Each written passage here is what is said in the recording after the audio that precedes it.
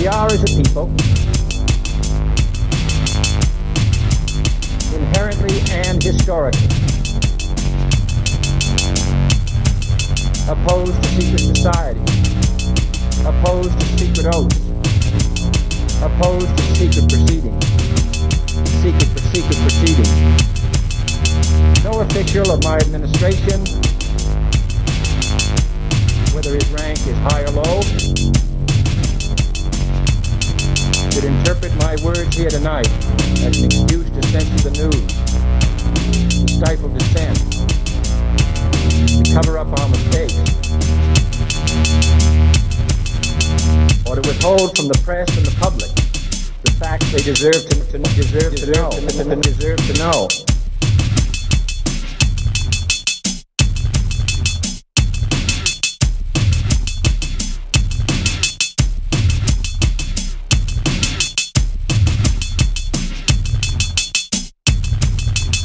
Welcome to Conspiracy Corner Podcast, everyone. This is Abe, your host. It is August 12th, 2024. Tomorrow is unlucky 13, so hopefully nothing bad happens. Today is, I got up a little early. Yesterday I had a day off. Just did some relaxing around the house. Sammy was sick with a sore throat and fever. Had some pizza, playing some Grand Theft Auto on Game Boy Color. Just chilling, basically. I will have a podcast episode, knock on wood, come out a little later today. So you get 2 today. So I hope you enjoy. And Sammy's starting a new job, training for a new job. She's getting a promotion. Today was her first day of training, and she's sick as a dog. So say a little prayer for her that her training goes good and she gets better. And hopefully she gets this new position so we can make some more money. But let's get into the show. Today we're doing Leave the World Behind, Chapter 24. Masculine responsibility, Clay realized, was utter bullshit. The vanity in wanting to save them. That noise made him want to be at home. He didn't want to protect. He wanted to be protected. The noise brought tears, frustrated, irritated tears. He was turned around and felt utterly lost. He didn't even want to smoke, but he was slowing the car to a stop when it happened, when the skies opened up and this intangible thing fell all around them. He didn't notice if it startled the birds and the squirrels and chipmunks and moths and frogs and flies and ticks. He was paying attention only to himself. Clay idled there because there was no traffic to block. He waited 8 minutes. Sure, the noise would come back. It did, but over Queens, distant enough that he couldn't hear it. Solitude made the noise unbearable for Clay, but so did its opposite. In Queens, crowds formed and panic metastasized. People ran, people wept.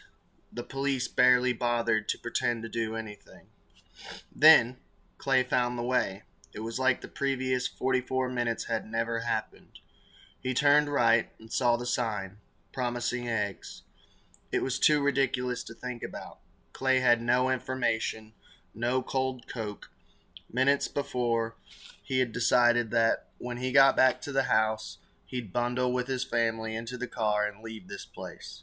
He'd never wanted to see this house again. Now, the painted brick greeted him as an old friend. He cried from relief instead of fear. He turned off the car. He looked at the sky. He looked at the car. He looked toward the trees as he ran toward the house. He began to recount what he knew. The seas were said to be rising. People had been talking about Greenland a lot. Hurricane season was particularly bad. The 45th President of the United States seemed to have dementia. Angela Merkel seemed to have Parkinson's disease. Ain't that crazy that they admit that, 45, is that Biden or Trump he's talking about?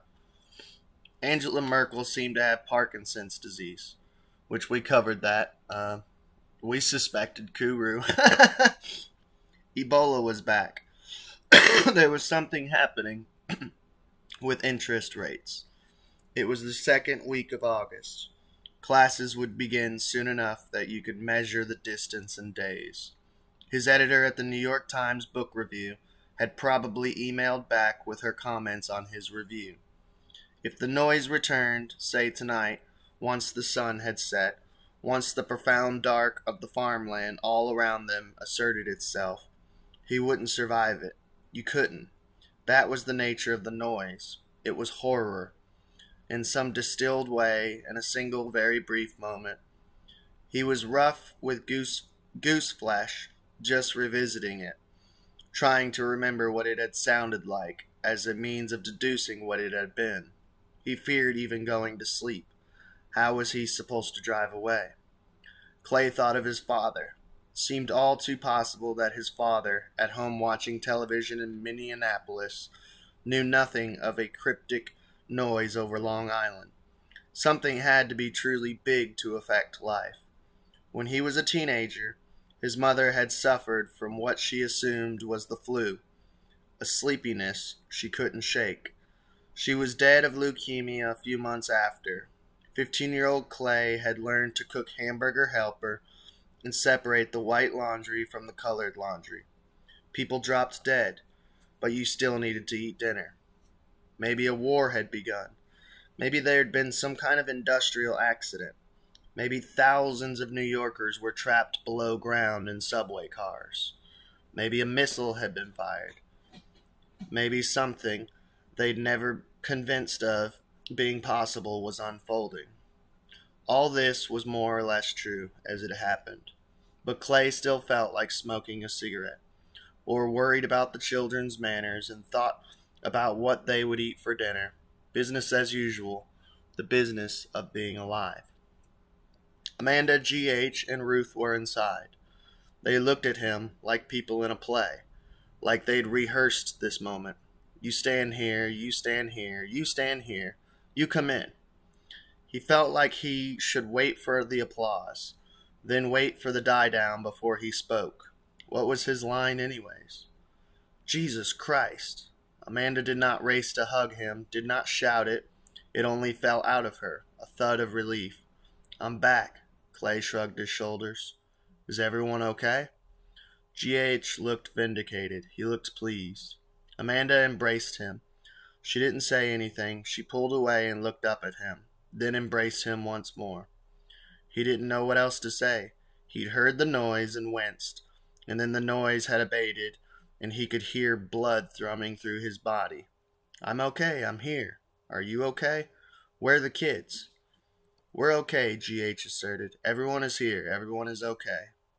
Maybe you'd like to join us. Ruth pushed the wine bottle in his direction like a bartender in a movie. She was more relieved than she had thought she would be. She realized it was shame and then a sense of horror. She hadn't actually expected Clay to come back. Clay scraped the chair's feet on the wood floor and sat. Did you hear that? Did you go into town? What happened? Amanda held her husband's hand. Clay couldn't reckon with that noise. He had to reckon with his own shame. He didn't know if he could admit it. I didn't. He just said it, flat. No intonation. You didn't? Amanda was confused, but they were all confused. Where have you been? She was angry. Clay grew red. I didn't get very far, and then I heard that noise. But what were you doing? Amanda was confused. We've been waiting for you. I was going crazy. I don't know. I had a cigarette. I was just gathering my thoughts. I had another. I started to drive, and then I heard that noise, and I came right back. He was lying because he was ashamed. Amanda laughed. It came out cruel. I thought you were dead out there. So you didn't see anyone, or anything that might help us figure out what happened. G.H. wanted to keep them focused. You're here. Let's go. Let's get out of here. Let's go home. Amanda wasn't sure if she meant it, or if she wanted to be persuaded otherwise, or what. Clay shook his head. It was a lie. He had seen that woman. She'd been weeping. Had she found someone to help her? He couldn't bear admitting what sort of man he was when tested. It was easy enough to tell himself that woman didn't matter. He could barely remember what she looked like. He wondered what she had done when she heard the noise. I didn't see anything or anyone, no cars, nothing. That's what it's like out here. GH tried to be rational. That's why we like it out here. You often see no one. They were all quiet. Ruth was looking out the window toward the pool. It's dark out. It was just so clear, she stood. Storm. Maybe that was thunder. That was not thunder. The sky was now, it was true, fat with clouds, gray fading to black. But Clay knew that much. Ruth turned to look at them. Years ago, G.H. took me to a ballet, Swan Lake.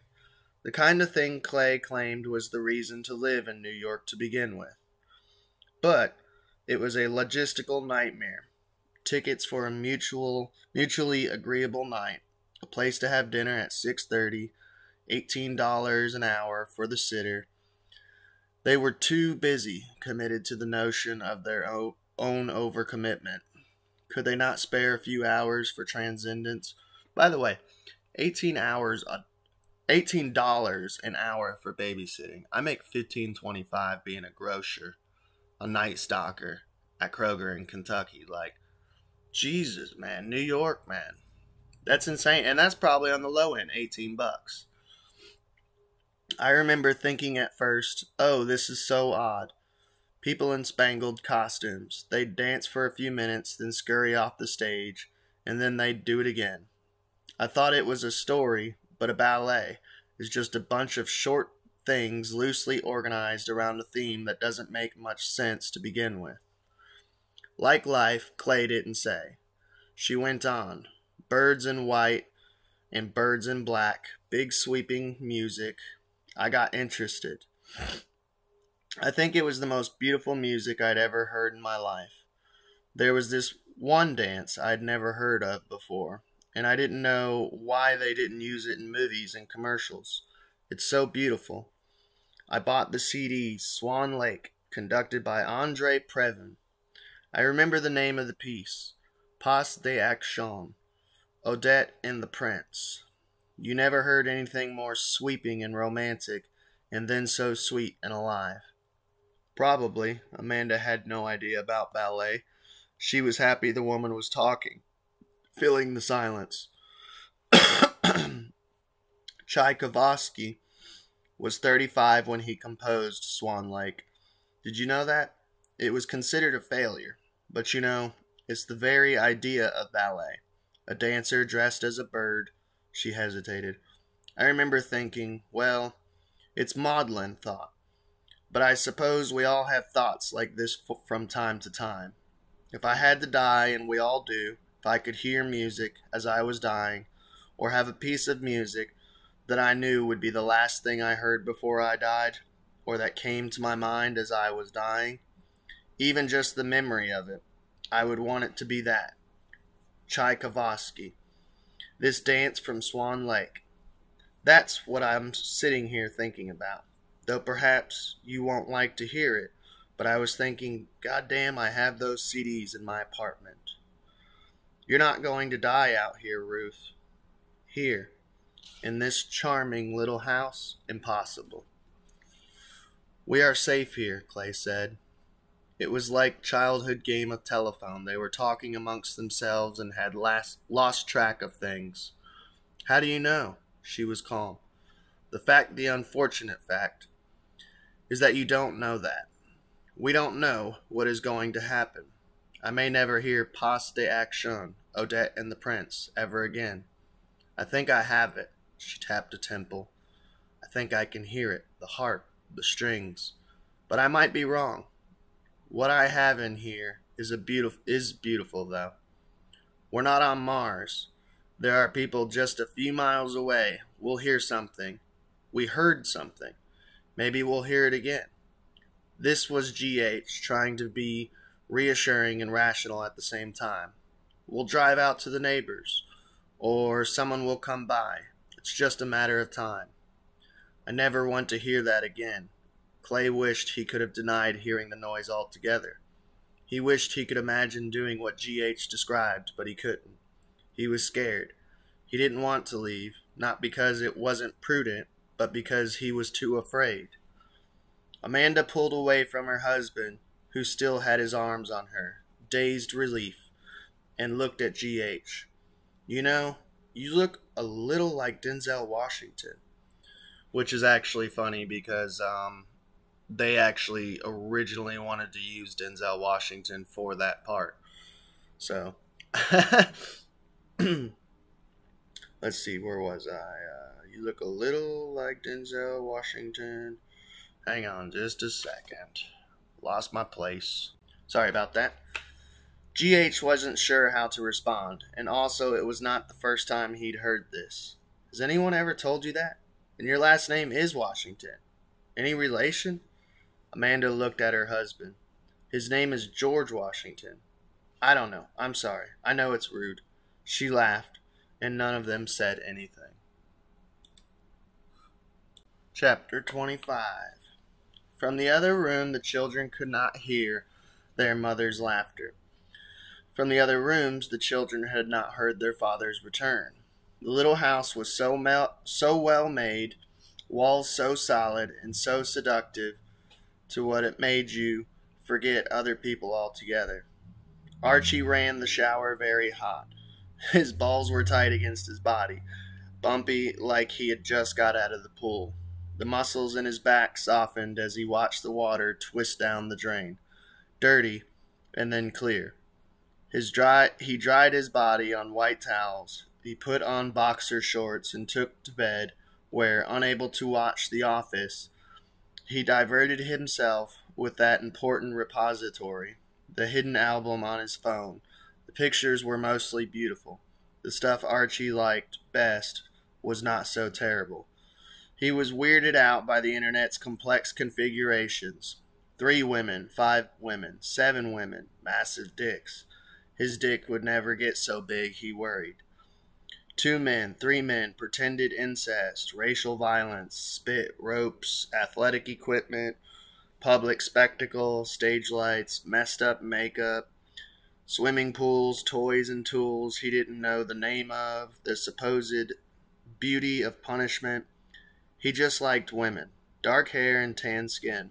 He preferred them to be completely naked rather than posed with clothes to emphasize the parts of their body there for you to see. Woolly sweater raised over heavy breast with satin nipples, plaid skirt over pale hips to show off what he called pussy because he was sure he didn't know exactly the word for it. Denim shorts slashed and torn, lips protruding. He liked her to look pretty and happy. Archie wanted to please and be pleased. Rose pulled down the comforter of her parents' bed up to her chin, then over it up to her nose, drawing in the smell of detergent and bath soap and her own skin and the lingering traces of her parents' chemical signature. This was comforting, almost canine. Her book was not an escape. Adolescence trials, the body's betrayals, the heart's new desires, but preparation. The faux doors to a country she planned on visiting soon. But it couldn't hold her attention. She thought about the quiet of the woods, punctured by that bang overhead. She could barely picture her little bedroom in Brooklyn. She shook her head to clear it, but that didn't do anything. She didn't want to hide in bed. Rose didn't want to hide at all. She stood up and stretched as you might after a restorative night's sleep. She stretched her arms and legs, and they both felt powerful and alive. Rose walked to the window and tried to see into the trees. She wasn't sure what she was looking for, but she would know it when it appeared, and knew, too, that it would appear. Earlier, she'd wanted to prove that she'd seen those deer, but the ground had shown no sign of them. The beast trod lightly on this earth. She was standing before the glass back door, looking out at the flat sky, clouds close enough to touch. She saw that there was a crack in the pane and understood that this had not been there before. It made sense. The rain, as it always was, hesitant at first, then confident. The trees were so thick with leaves, they sopped up most of the water before it touched the ground. The overflow from the gutter over the door made a kind of waterfall. What did the deer do when it rained? Did animals care about getting wet? Rose wished she could go for another swim, or just sit in the hot tub. She wished for a little more vacation, even just an hour. The phone in one hand and himself in the other, Archie's body did not respond as it usually did. He could come in the morning's shower and in his nighttime bedroom, lit by the laptop, volume turned low, sometimes afternoons too, huddled in the drafty, pea-smelling cubicle, spit on palm, first ropes of cum, then an abbreviated sneeze of the stuff, finally a dry shudder, his dick red and tired and maybe a little sore. He'd always swear it off, but it finds a way. It was life. By the way, a lot of people complained. I thought it was strange also that they even had this scene in the movie, but apparently it's in the book. I really don't know what else to say. It's kind of awkward reading it. There was a storm forming outside, and the light was strange. But even if not for that, Archie would have no idea how to guess what time it was. He knew it was odd that people who owned the house had shown up, but he didn't care. Or they seemed nice. Mr. Washington had asked him the kinds of questions that grown-up always asked, and he seemed nice. Archie abandoned his phone. He slipped into the beautiful void. If he dreamed of anything, the noise. It was some part of his mind so distant, he barely controlled it. Did he feel warm? Well, he'd just taken a shower. When he tucked his wrist under his cheek, that told him nothing. Touching your own skin is not diagnostic. The body was a splendid and complicated machine, almost always humming along happily. When something went wrong, the body was smart enough to make accommodations. The light was muddled and soupy, the room filled with the music of rain on the roof overhead and the unassuming sound of objects in space. The presence of Archie's body, his bed, his pillows, his glass of water, his paperback of 9 stories, the wet towel curled on the floor like a napping pet. It was like the white noise machine his parents had used to trick the infant him to sleep. Washing her hands, Ruth could not hear the rain. Then she left the guest bath and saw the tumble of water and understood. The wine had done nothing to her. She was not sleepy or pacified or distracted. She gathered their dirty clothes into a little pile. How were there so many already? There was something comforting about the yellow of the bedside lamps and the gray outside of the windows. She could have gotten into that bed and read a book. She might have even dozed in the indolent way you do when you're in a vacation home. Not for need of rest, but because you can. Instead, she went to the walk-in closet down the hallway, found a laundry basket of the shelf beside all of George's provisions, those bottles of wine, those helpful tins, those sturdy plastic containers of thousands and thousands of calories. She allowed herself to think good. They were prepared for whatever this was. She had thought this might comfort her, but she didn't want cans of tomatoes or sticky Kind bars. It was fruitless to dwell on what it was she wanted, which perhaps explained her resolve to simply do something. Ruth filled the basket with her dirty laundry. She righted the throw pillows on the bed. She put the useless television remote control back into its dresser. She turned off the reading lamps that no one was using. She retrieved the damp towels from the bathroom. It was too intimate, but she knew she should invite Amanda to put in her dirty clothes. It would be a more efficient use of power and water. It would be neighborly, though that word didn't describe their relationship.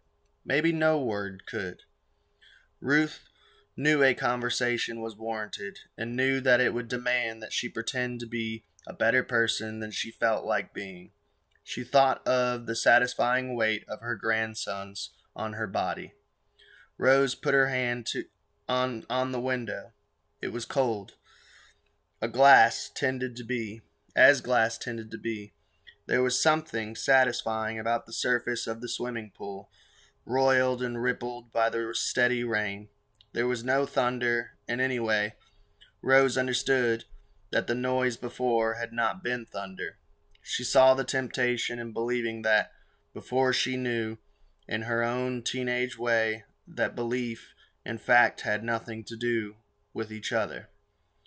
The question was not what had been, the question was what they would do next. Rose knew that her parents did not take her seriously, did not think her grown, but Rose knew that their troubles were not a matter of some sound overhead. She'd seen what the problem was, and she'd tried to solve it. Then she remembered that her mother had promised her that when it rained, they would bake a cake. So Rose forgot her book and went to do just that. Chapter 26, and we will wrap it up. Television. Oh, by the way, something I forgot to mention. Where was the airplane dropping all the flyers, if you've seen the movie? Did they forget that? Are they going to throw it in later? Because I feel like that happened after Clay had that experience with the Mexican lady on the side of the road. Unless I'm remembering wrong, but I'm pretty sure that's how it went down. Television would have been palliative. Television would have stunned them, entertained them, informed them, or helped them forget. Instead, the three of them sitting around a television that showed them nothing. The pleasant orchestra of the rain against skylight, roof, deck, canvas, and umbrella, treetop, and the clatter of Rose. I can do it by myself. In the kitchen, and then the chemical scent of her cake from a box, puffing up in the gas oven. We need to fill the bathtubs. Amanda wasn't sure what was required. She was guessing. Fill the bathtubs? Clay took it for a figure of speech. She lowered her voice. In case the water. Does the water not run if the power goes out? Clay had no idea. Clay, by the way, is such a cuck. He's so useless. It did not. The next day, or the day after that, certainly the day following that one, some residents of the uppermost apartments in Manhattan would fall into the delirium that preceded their eventual dehydration. I think that's right. An electric pump fills the reservoir. So if the power goes, the water does too. G.H. marveled that their power still held on. He credited the well-made little house, even though he knew that it had nothing to do with it. Do you think the power is going to go out? Clay thought. The smell of the yellow sponge, the percussion of the rain seemed almost unnervingly normal. It goes out in storms, doesn't it? Like downed branches, and if there's something wrong in the city, and then that noise, whatever that was, I think we are lucky that it's still on. But maybe we shouldn't push our luck. Amanda looked at her husband. Go! Clay got up and went to do as entreated, without mentioning the fact that they weren't his tubs and it wasn't his water. Amanda leaned forward in her seat toward G.H. across from her. There's no thunder, no lightning even, just rain. I didn't really think it was thunder anyway. So what was it? She was whispering because she did not want Rose to hear. She did not think the girl stupid. She just thought she might protect her. I wish I knew. What are we doing? I'm waiting for the cake your daughter is baking. Should we leave? She looked at the older man like he was the father she had never had, the one she could trust for sound advice. Wouldn't we be better, safer at home, in the city, around other people? I don't know. I would feel better if I just knew what was happening. Amanda looked toward the hall. Could she hear the plash of water in the bathtub? These words were not true, but she did not know that. Clay returned, wiping his hands on his shorts. That's done. There was a tub downstairs. I'll do the same. GH nodded his thanks. So there's that, Amanda was trying to convince herself. We have some water, and we don't even need it. Maybe we won't at all. Better to be prepared, Clay agreed. Do you think we should go home? Amanda looked at her husband. Or we can just go back to town tomorrow. Or go for the first time, GH corrected himself. I'm sorry. Clay put his hands on his knees. The gesture was sheepish. What? Amanda asked. I heard the noise and I came back. I was worried, but I didn't see any cars. Clay did not tell them about the woman. He wondered if she was out in the rain. I thought you were... I didn't know what happened to you. GH was understanding. You see no cars a lot of the time.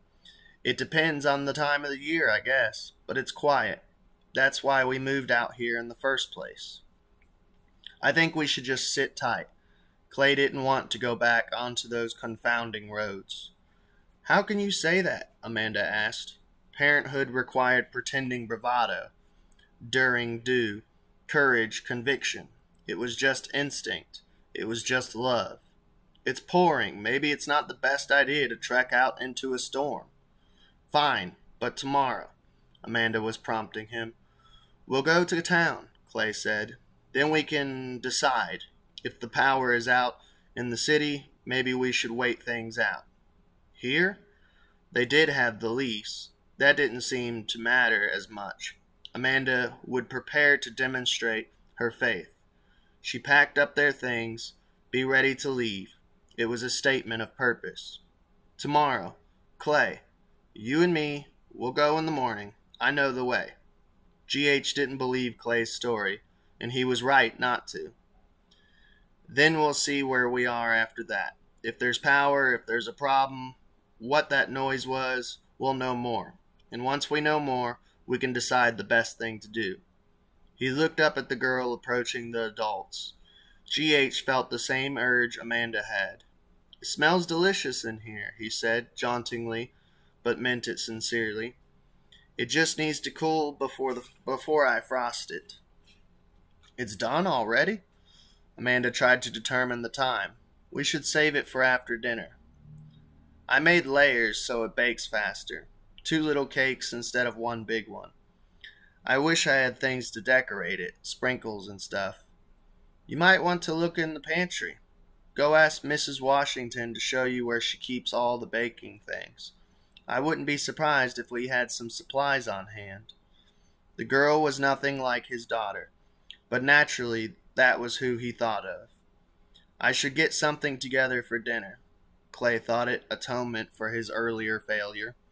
He'd filled the tubs, he'd feed them dinner, he'd prove his value. Rose, before you get into the cake decorating, let's tidy up the kitchen. Where's Archie?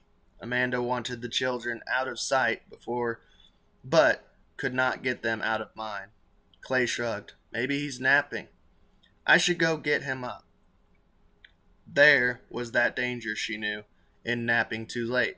The grogginess nothing would dispel. As a toddler, he'd wake with his face creased from the bedding, red from the exertion of rest, grumpy and unable to do more than pout for at least 10 minutes. She offered GH an excuse me, then went to the boy's door. Amanda knocked because teenagers needed respect of that first. She'd seen some things. Then pushed the door open, saying his name. The boy did not stir, did not seem to register her presence. Archie. She could see his shape twisted in the blankets. Honey, are you sleeping? He said nothing. If he heard her, so Amanda pulled the covers from his face, revealing his hair in glorious disarray. Tendrils this way and that like the roots of an old tree. She smoothed his locks, a palm on his forehead by reflex. Was he warm from fever or warm from slumber? Archie? He opened his eyes, not blinking, asleep, and then not. He looked at his mother, but she did not come into focus. Archie, are you feeling okay? He exhaled slowly, a long, tremulous breath. He did not know where he was. He did not understand what was happening. He sat up, This movement abrupt too. He opened his mouth not to speak, but to move his jaw, which hurt, or which he was aware in some way that seemed new or different or wrong. I don't know. What do you mean you don't know? She pulled the duvet back, revealing his thin frame, releasing the radiant heat of his body, so powerful she could feel it with laying hands on him. Archie? He made a sound like a hum. He leaned forward and vomited on his own lap. So, sounds like Archie's sick. He got bit by that tick, remember? And, yeah, I don't know. We'll see what, by the way, we did a whole episode on Leave the World Behind, the Lyme disease rabbit hole. So go ahead and check that episode out if you haven't. And we dive into the conspiracy of Lyme disease. Was it created by the U.S. government, U.S. military, released on the American people as an experiment? All of that jazz. So I hope y'all enjoyed. Y'all have a good day. Please like, share, and subscribe, and catch y'all next time. We are, as a people, inherently and historically opposed to secret society, opposed to secret oaths, opposed to secret proceedings, secret proceedings. No official of my administration, whether his rank is high or low, should interpret my words here tonight as an excuse to censor the news, to stifle dissent, to cover up our mistakes, or to withhold from the press and the public the facts they deserve to know.